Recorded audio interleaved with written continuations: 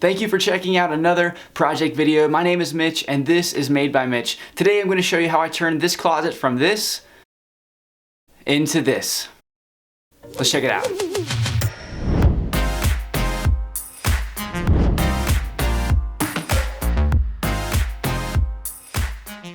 So if you're like me, sometimes organizing things can be an issue in your house, and so I wanted to organize my daughter's closet. When it comes to toys and clothes and shoes and all those things, it can get quite disastrous. Basically what I did was build a shelf on one side and then some hanging bars for clothes on the other side. It was really simple to do. So let's get into the project. Let me show you how I did it. So the first thing I had to do was rip the plywood all to a usable size. To do this, I used the rip cut made by Craig. If you don't have a table saw, this is a great alternative to be able to rip down sheet goods like this. And even though I have a table saw, I prefer using this. It's much more safe and you don't have to push a massive piece of plywood through a table saw. After everything was ripped to size, then I could use the miter saw to cross cut it. And you can use a circular saw for this as well, but I just used the miter saw because I have it. Now I set up a stop block here because all my shelves are going to be the same length. So I would just put them against the stop block, that way I knew they would all be the exact same length. And I had to do this in two different cuts. I had to do it once and then flip it over and then do the other side because the miter saw couldn't reach to do the whole thing at once.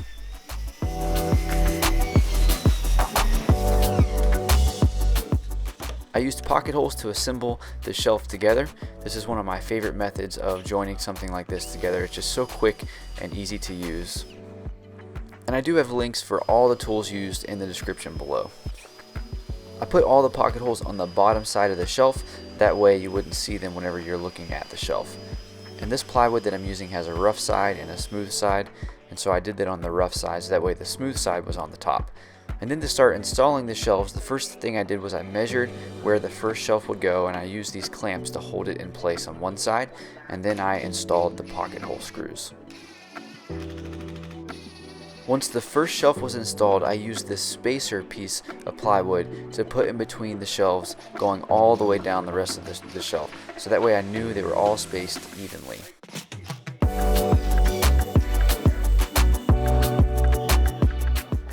For the bottom shelf, I wanted there to be extra space so we could put larger items on the bottom, so I just measured up from the bottom where I wanted that shelf to go, and then I drilled that in place as well. And then I moved on to the opposite side and just flipped the shelf over on the other side piece, and then I used the spacer all the way down this side as well.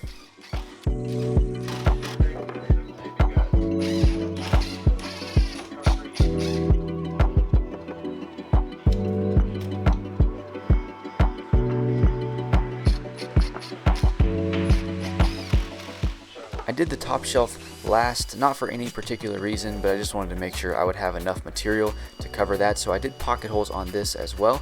I did put the pocket holes on the outside, one because one side of the shelf would be against the wall and then I would be covering up the other side, so it really wouldn't make a difference, but you can put these pocket holes on the inside if you prefer to.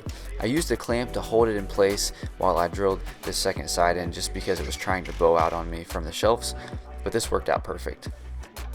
Next, I wanted to add a small toe kick or trim piece, whatever you want to call it, at the very bottom of the shelf.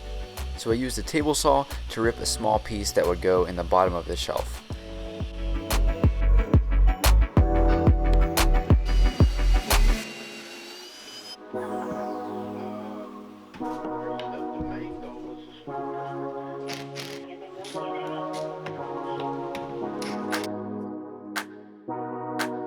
So after this, the shelf was assembled, and now it was time just to sand everything all the way up to 220 grit. There were a couple places on this that were hard to reach with the random orbit sander, so I glued a piece of sandpaper onto a block of wood, and then I just used that to get some of those hard to reach nooks and crannies. And after this, it was time for the paint. So the first thing I did before applying paint was just use an air compressor to spray off any dust. That way it wouldn't get into the paint and just leave a really weird finish. After that, we applied 2 coats of this white furniture paint I picked up at the home center. So after I started painting, I decided that I wanted the edge of the plywood to actually be revealed instead of being painted. So I just started sanding it off, and it came off pretty easily. If I would have done this again, I would tape it off, but it worked out okay doing it this way. Then I applied 2 coats of polycrylic on the edges of the plywood, that way it would seal it and protect that. I didn't put polycrylic on the white paint just because I've had bad experiences in doing that in the past. Now it's time to install everything in the closet.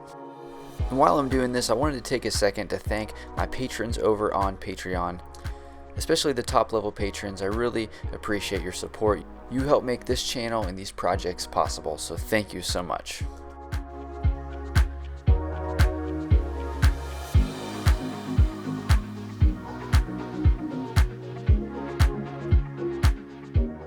Okay, so I got the shelf in place, and then I realized afterward that I have some trim that I have to go around. So I'm gonna use this Dremel Multi-Max to cut the trim, and then that way the shelf can sit back in the corner.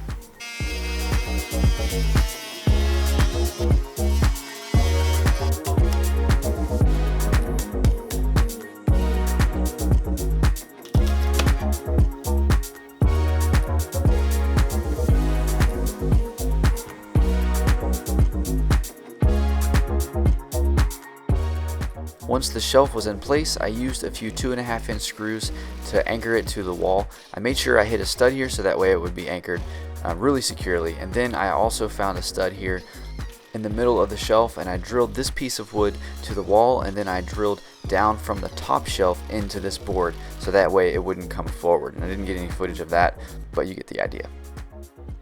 Next, I measured and installed these pole sockets for the hanging poles to go, and I just got the one with the 1 screw. And I would definitely recommend the type with the 3 screws just to carry a little more weight. I'm probably going to change mine out. Then after this, I installed a board on the opposite side. That way I had something to drill the whole socket into. And then I could cut down my pole to fit the size that I needed in my closet. A cutting wheel for an angle grinder made quick work of this, and then afterwards I went in with a grinding wheel just to smooth out the surface so it wouldn't be really sharp.